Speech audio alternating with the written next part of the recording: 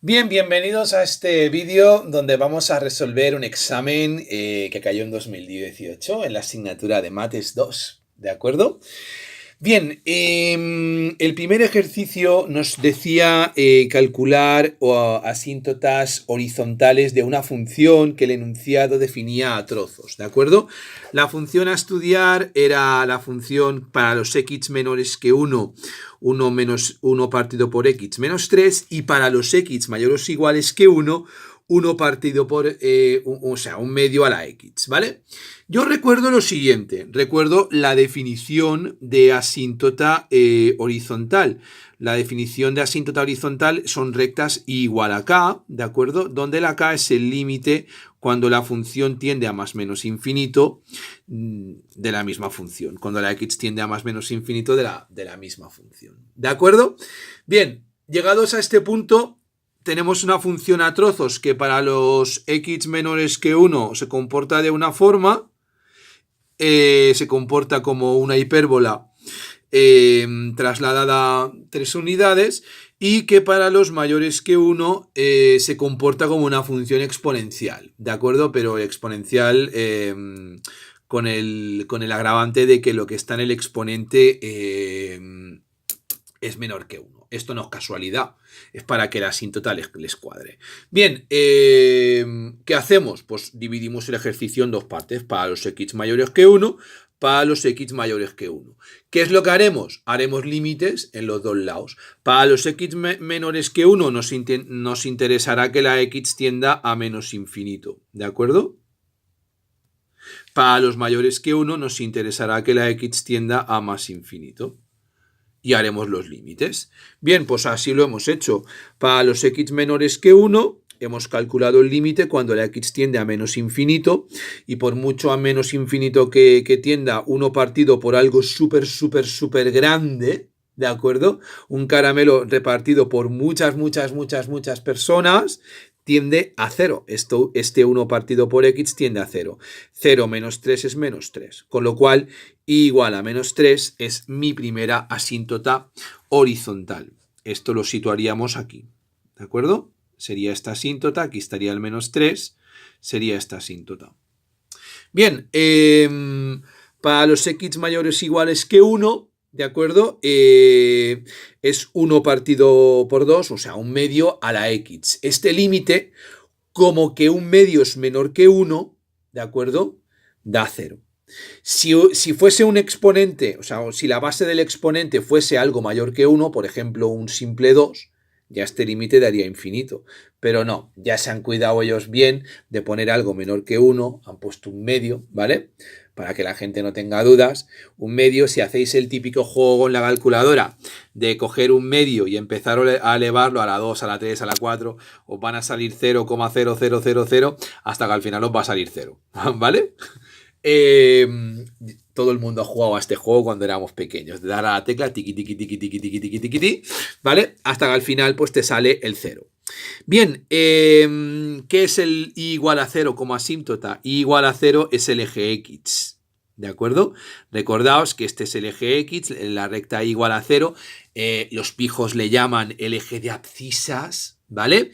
Y que el eje i, que es el eje de ordenada, es la recta x igual a 0.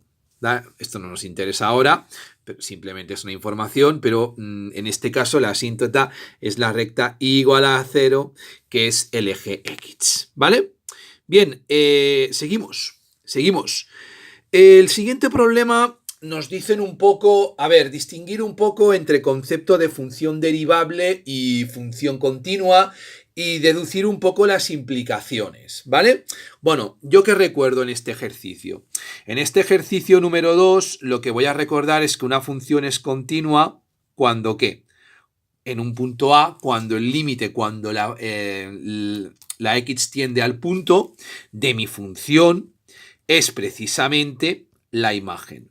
Primero, tiene que haber dos condiciones: que exista este límite, esto es muy importante, ¿de acuerdo? Y que, aparte de existir, coincida con la imagen. Y a partir de aquí podemos jugar, acordaos, ¿de acuerdo? Si no coincidían era una discontinuidad evitable, si el límite este no existía porque por la izquierda valía una cosa y por la derecha valía otra, era una discontinuidad de primera especie o de salto, y si el límite esto ya directamente iba a infinito o a menos infinito, era una discontinuidad de segunda especie o asintótica. Pero lo que vimos es que la definición de continuidad era esa, que exista el límite y que encima coincida con nuestra imagen. Bien, por otra parte, la definición de derivabilidad, ¿cuál era? Una función era derivable en un punto x igual a si existía el límite del cociente incremental. Acordaos, esto era el cociente de f de x menos f de a partido por x menos a. O si queréis, límite cuando la h tiende a 0 de f de a más h menos f de a partido por h. Bien, hasta aquí todo correcto. Depende del libro que estudiéis, os darán esta definición. Depende del libro que estudiéis, os darán esta definición. No pasa absolutamente nada. Simplemente aquí hay un cambio de variable muy cutre que es h igual a x menos a, ¿vale? Pero las definiciones estas son totalmente equivalentes. Y esta es la definición de que sea derivable. Pero bueno, ¿qué implica qué? Bueno, pues ya vimos en teoría que lo que implicaba era que toda función derivable era continua. Pero no toda función continua es derivable. Hacia la izquierda no. O sea, hay funciones que son continuas, pero no son derivables. Y en principio, si a mí me dices en un ejercicio que sea f una función derivable, vale, pues yo ya puedo usar que es continua. En cambio, si tú me das en un ejercicio sea f una función continua, yo no puedo asegurar que sea derivable. Por lo cual hemos de buscar una función en el examen, lo hemos de poner, ¿vale? Que sea continua pero que no sea derivable. Y la más fácil de todas es la que dan, de hecho, todos los libros de cálculo, es el valor absoluto. El valor absoluto, que lo que hace es que todo numerito, sea como sea, acabe siendo positivo, ¿vale? Esto es típico de los físicos, y de los ingenieros. Cuando no saben qué hacer, ponen un valor absoluto. Bien, para que sea todo positivo. Bien, la función valor absoluto es una función que todo, absolutamente todo, lo hace positivo. Y con lo cual, ¿es una función continua? Sí, porque mirad, si la dibujáis, es así. Pero no es derivable. ¿Por qué? Porque la derivada en el 0, si os dais cuenta, o si acercáis por la izquierda, aquí es la recta igual a menos x, con lo cual la derivada es menos 1 por la izquierda, y por la derecha la derivada es 1, que es la recta, la bisectriz del primer cuadrante, igual a x, que la derivada es 1. Con lo cual en el 0 las derivadas laterales no coinciden y con lo cual no es derivable en x igual a 0. ¿Vale? Bien, ejemplo de función continua que no es derivable. No es derivable. Con lo cual aquí ya tenéis medio punto. Después lo que piden demostrar es, claro, la implicación que es correcta, que toda función derivable es continua. Lo he hecho aquí, ¿de acuerdo? Bien, hay muchas demostraciones al respecto, ¿de acuerdo? Os recomiendo, por ejemplo, la que está en el Spivak del Calculus, ¿de acuerdo? Que es mi libro favorito para estudiar una asignatura de cálculo de una variable, el Spivak, el Calculus, es el mejor libro que hay, a mi entender. Bueno, pues esta demostración lo que consiste es en poner la función. Y ya sé que esto es un poco pirula y sacado de la manga, pero es como va bien. A ver, yo no me preocuparía por saber la demostración, pero sí que me preocuparía por saber esto. Que toda función derivable es continua, pero que no toda función continua es derivable, ¿vale? Bien, pues ¿cómo se hace? Mira, básicamente cogemos la función y la escribimos así, como f de x igual a f de x menos f de a más f de a. Y me diréis, hombre, pero ¿cómo escribes esto así? ¿Está mal escrito? No. ¿Es un poco sacado de la manga? Sí. Lo hacemos porque va bien. ¿De acuerdo? Ahora lo que hacemos es multiplicar este término de aquí, f de x menos f de a, lo multiplicamos y lo dividimos por una cosa. Y a esta cosa la llamamos x menos a. ¿Se puede hacer esto? Sí, porque suponemos que la X no es la A, ¿vale? Suponemos que X es diferente de A. En todo caso, lo que vamos a hacer es que la X tienda a A, pero que nunca sea la misma, ¿vale? Que se acerque lo más cercano posible a A, pero que no sea A, ¿vale? Y por eso lo podemos hacer. Si la X fuera A, esta pirula no la podríamos hacer, ¿vale? Siempre podéis coger un número y multiplicarlo y dividirlo por el mismo número. Bien, pues si hacéis esto y cogéis límites, veis que esto es la definición de derivada. Y aquí esto es f de a, ¿vale? Pero bueno, lo podéis poner. Multiplicado por el límite cuando x tiende a de x menos a. ¿Por qué? Porque al final, si los límites son finitos, el producto de límites es el límite de producto, ¿vale? Con lo cual, esto tiende a f de a, pero esto tiende a 0. Si la x tiende a, el límite de x menos a es a menos a, que es 0. Con lo cual, esto es a por 0. ¿De acuerdo? Es 0 más f de a. Y 0 más f de a es f de a. Pero ¿cuál es la definición de que la función sea continua? Que el límite sea la imagen, ¿de acuerdo? Lo hemos dicho precisamente aquí. Con lo cual hemos llegado a la definición esta, a la definición de continuidad. ¿Ok? Bien, luego el mismo ejercicio nos da una función definida a trozos y nos dice, mira, estudia la derivabilidad en x igual a 2. A ver si esta función es derivable en x igual a 2. Bien, pues siempre que tengáis un ejercicio así, lo primero que tenéis que mirar es que sea continua en x igual a 2. ¿Por qué? Porque si no es continua en x igual a 2, ya podemos decir que esto no es derivable en x igual a 2. ¿Vale? Bien, ¿yo qué he hecho? Bueno, pues primero he mirado que sea continua. ¿Sí? He calculado los límites por la izquierda es esta función, es la función 3x menos 1, sería 6 menos 1, que es 5. Por la derecha es esta función, que es x al cuadrado más 1. X al cuadrado más 1 es 4 más 1, que es 5. Coinciden los límites laterales. La imagen está definida para los x mayores o iguales que 2. Cogemos la imagen en el igual. Vemos que la imagen coincide, por lo tanto es 5, con lo cual la función es continua. Tiene sentido plantearse si la función es derivable o no lo es. Tiene sentido, ¿vale? Bueno, pues ahora nos plantearemos la derivabilidad. Bien, por la izquierda, la función, la derivada vale 3, ¿ok? La derivada, daos cuenta que la función derivada es 3x menos 1, la derivada de 3x es 3, ¿vale? Por la derecha será 2x, la derivada, ¿vale? Bueno, en principio esto ya lo podemos tirar a la basura. Derivada por la izquierda, 3. Derivada por la derecha, 2x, pero evaluada en x igual a 2, da 4, ¿de acuerdo? Por lo tanto, ¿qué nos sucede? Bueno, nos sucede que por la izquierda da 3, por la derecha da 4, las derivadas laterales no coinciden.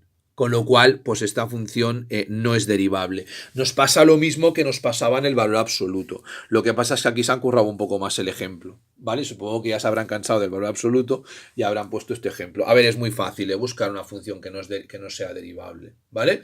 Pero al final simplemente consiste en que las derivadas cruzadas no existen, ¿vale? Bien, seguimos en nuestra andadura de problemas. Ya nos vamos al problema número 3, donde evidentemente nos dicen, bueno, condiciones necesarias y suficientes para que un punto sea un punto crítico. Yo recuerdo que en una función escalar de dos variables, ¿de acuerdo? Que un punto sea crítico implica...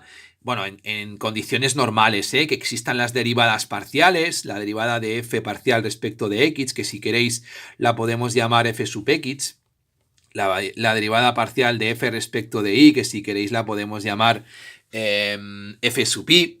Bien, pues esta derivada parcial, estas derivadas parciales igualadas a 0, los puntos x, y que cumplen esto son los puntos críticos, ¿vale? Cuidado, es lo de siempre. ¿Implica un punto crítico que sea todo punto crítico es máximo o mínimo relativo o de silla? No. Pero es que el ejemplo, y lo he repetido hasta la saciedad en las clases, ¿de acuerdo? Es el ejemplo de la función cúbica, ¿de acuerdo? La función cúbica es el ejemplo que destroza todo esto, ¿vale? ¿Por qué? Porque la función cúbica, daos cuenta que evidentemente tiene su derivada 0, porque la derivada es 3x al cuadrado y vale 0 cuando la x es 0, ¿vale? Pero en el 0 no hay ni de coña un máximo ni un mínimo. Por lo tanto, el punto 0 es muy guay, es un punto crítico de la función cúbica, pero no es ni máximo ni mínimo, ¿vale? Esta es la diferencia entre condición necesaria y suficiente. O sea, para ir a la discoteca, ¿cuál es la condición necesaria? Salir de casa. Pero salir de casa no implica llegar a la discoteca. Yo puedo salir de casa y no tener por qué ir a la discoteca, ¿vale? ¿Cuál sería la condición suficiente? Pues entrar por la puerta de la discoteca, ¿de acuerdo? En este caso no se cumple, porque evidentemente veis que aquí esto no es un máximo ni un mínimo, ni de coña, ¿vale? Es un punto de inflexión. Pero bueno, esto aquí no nos importa. Bien, condición necesaria, que sea punto crítico. Condición suficiente. Bueno, pues si en el hessiano, la matriz hessiana, acordaos de la matriz hessiana de dos variables, fxx, f de ix de ix, f de xy y f de ii, ¿vale? xy y x. Esto es ix, ¿eh? Acordaos que estos son las derivadas parciales. Implica, primero, derivar respecto de x y lo que me dé, derivarlo respecto de y. Primero, derivar respecto de y y lo que me dé, derivar respecto de x. Pero acordaos que está nuestro teorema de Schwarz, ¿vale? Que nos dicen que las derivadas parciales cruzadas son iguales. ¿De acuerdo? Después están las superpropiedades super guays que dicen que esta matriz es simétrica. ¿Vale? Pero bueno, en principio, claro, simétrica porque esto y esto es igual. ¿Vale? Entonces, bueno, en principio, lema de Schwarz o teorema de Schwarz, que lo que hace, lo que promulga es la igualdad entre derivadas cruzadas. Bueno, y a esta matriz la llamamos el hessiano. ¿Vale? El hessiano en el punto P. Bueno, pues si el hessiano en el punto P es positiva y la primera derivada evaluada en P, o sea, la primera componente, el pívot de la matriz es positivo, tenemos un mínimo relativo. Acordaos que esto es la condición de que la matriz sea definida positiva, ¿vale? Si el hessiano es positivo y la primera componente de la matriz es negativa, ¿de acuerdo? Tenemos un máximo relativo. Y si el determinante es negativo, tenemos un punto de silla, ¿vale? Y estas son las condiciones suficientes, ¿vale? De obtención de máximos y de mínimos. O sea, condición necesaria que sea punto crítico, condición suficiente que se cumpla esto de aquí. Bien, aquí es donde lo explico, que el hecho de ser un punto crítico no implica bla, bla, bla, bla, bla, ¿vale? Bien, el ejercicio nos dan, ahora, claro, evidentemente quieren que trabajemos un poco y nos dan un ejemplo, ¿vale? Y nos dan un ejemplo con una función que es la función x igual a y, xy, ¿de acuerdo? Es el producto de las dos variables y nos dicen que maximicemos esta función sujeto a esta recta. Bien, yo he hecho este problema de dos formas diferentes, ¿de acuerdo? He hecho este problema como lo haría un alumno de bachillerato sin haber hecho esta asignatura y he hecho este problema como lo haría un alumno de esta asignatura. Ya veis tú lo que me ha ocupado el problema, que no me ha ocupado casi nada, ¿vale?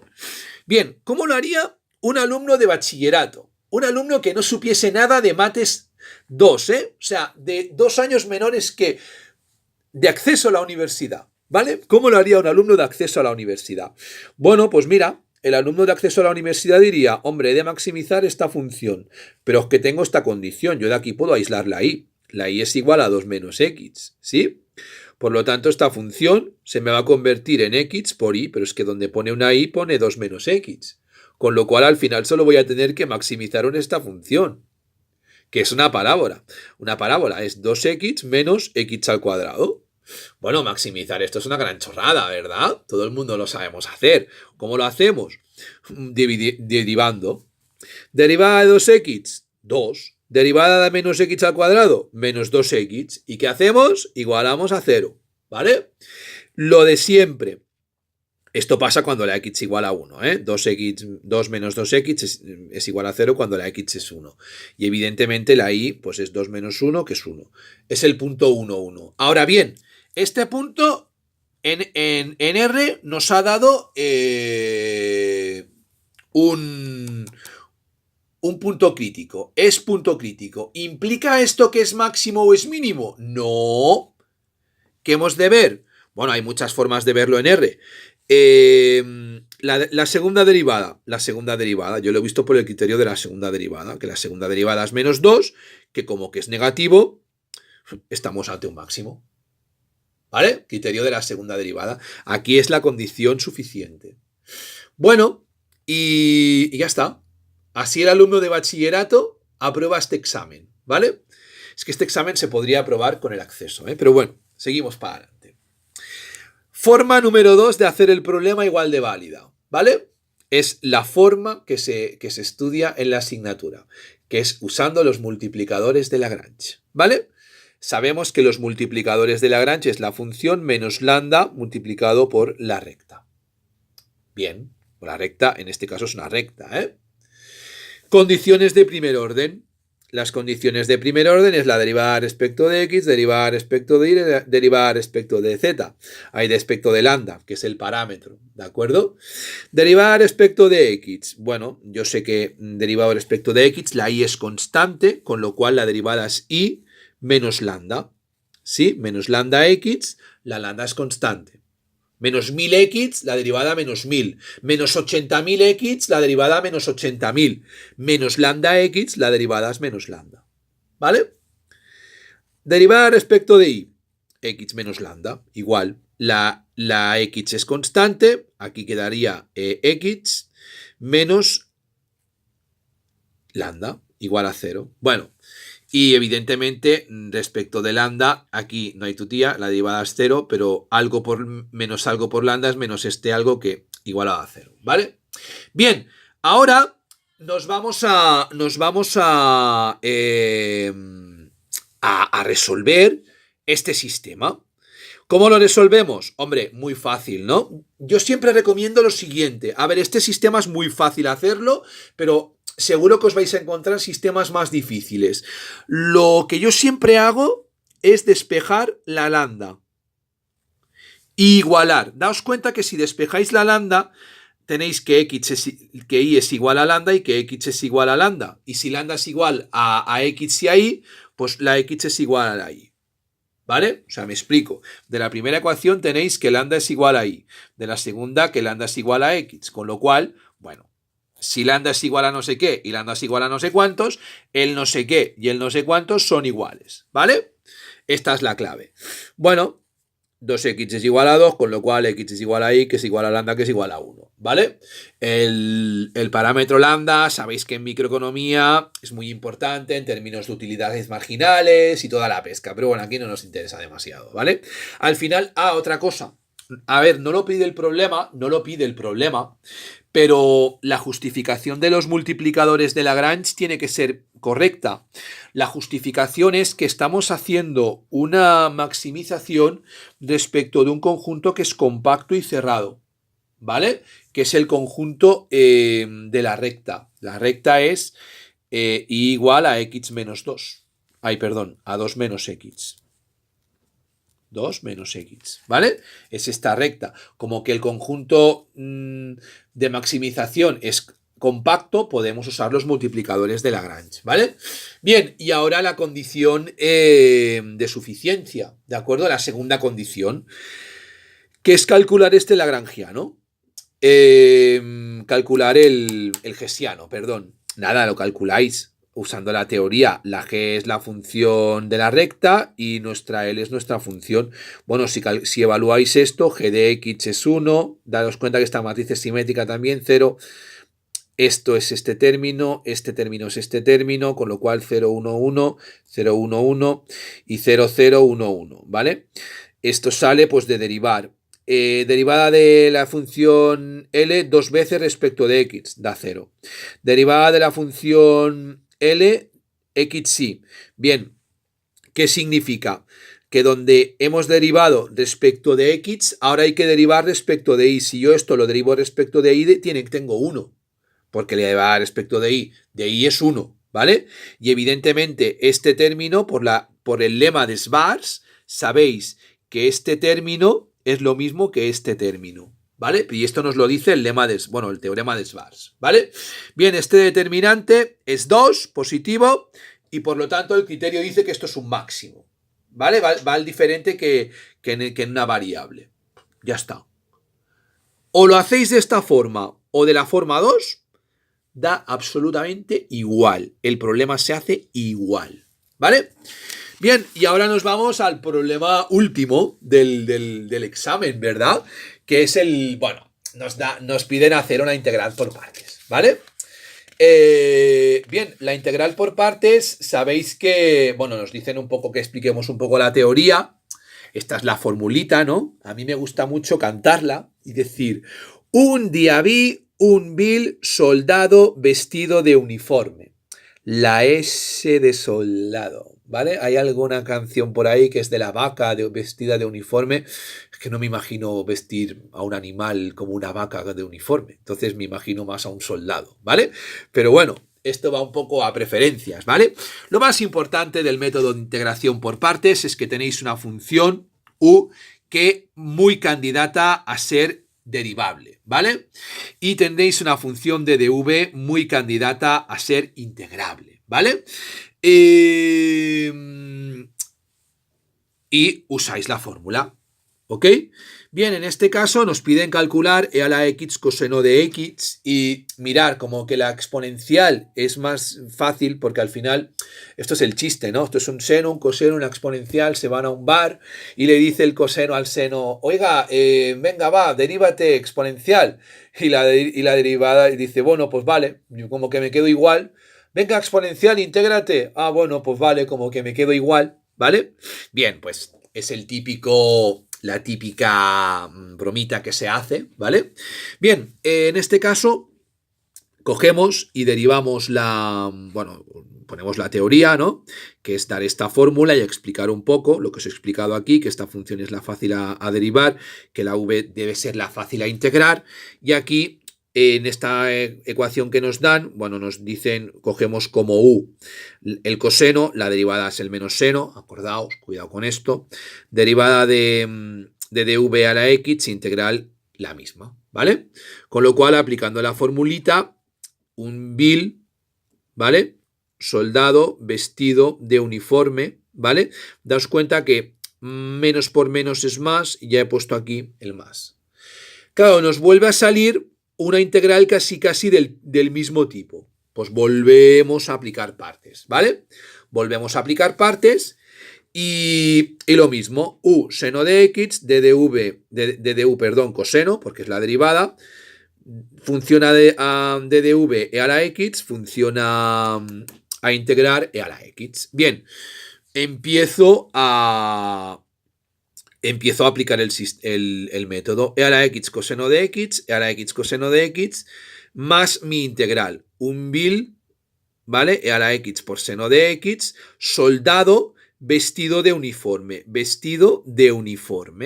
e a la x coseno de x, e a la x coseno de x. ¡Oh, la, la! Mi integral es igual a algo por mi integral, menos mi integral.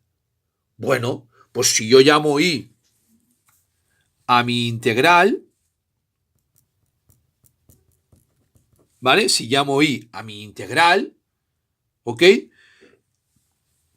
Este y que está restando pasa sumando y dos veces mi integral, o sea, mi integral más mi integral será dos veces mi integral. ¿Sí? Bueno, ¿cómo está el 2 multiplicando? Pasará dividiendo, evidentemente, ¿vale? O sea, aquí directamente el 2 que está multiplicando pasará dividiendo. ¿Y qué es lo que hago para sentirme muy guay? Bueno, pues para sentirme guay digo que encima esto es más una constante de integración, que es la k, ¿ok? Bien, en el problema me dicen que la constante de integración vale 2. Pues le pongo un 2. ¿Vale? Acordaos que siempre que integráis, ¿sí? Si no os dicen nada, hay una constante de integración. Una constante de integración que evidentemente hay que poner.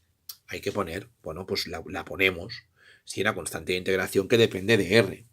Y ya está. Y aquí, como os dice el enunciado que la K es 2, pues ponéis el más 2 igual. Este tipo de integrales donde al final os integráis por partes y volvéis a encontraros a vuestra integral, se les conoce como integrales cíclicas. ¿Vale? ¿Por qué? Porque vuelve a aparecer vuestra integral. Entonces la podéis tratar como una incógnita, una ecuación de primer grado, que está con menos, pasa con más. Algo más algo, 2 veces este algo. Y ya está, ya lo tenéis, ¿vale? El 2 que está multiplicando pasa dividiendo a todo esto. Quizá lo más importante en el método de integración por partes es como, por ejemplo, saber integrar integrales como de este tipo, ¿no? X a la 3, e a la 2x, ¿no? Y siempre se hacen del mismo modo. Siempre se hacen del mismo modo.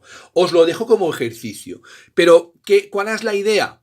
La idea es rebajar el grado del polinomio. ¿Y cómo se rebaja un grado de un polinomio? Pues derivando, ¿vale? Cogiendo u como x al cubo y de dv como e a la 2x. Y ya está, ¿vale?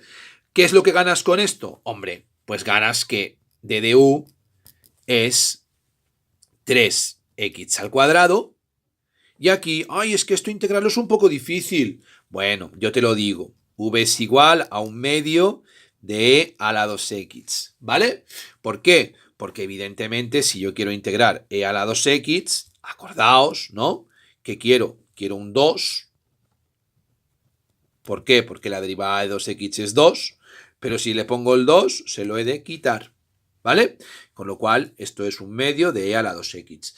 Pero el truco, ¿cuál es? El truco es rebajar el grado del polinomio, porque ahora voy a tener que volver a hacer partes, pero el grado ya no va a ser el mismo. El grado va a ser 2. Tendré que hacer 2 veces partes aquí, hasta llegar al grado 1. Pero bueno, mira, se hace y punto. Ah, es que es muy largo. Bueno, a veces las cosas largas, si se hacen bien y con cariño, son las más fáciles, ¿vale? En fin, sabéis que podéis preguntar en adefacil@outlook.com. Y un saludo. Espero que os haya gustado el examen y un cordial saludo.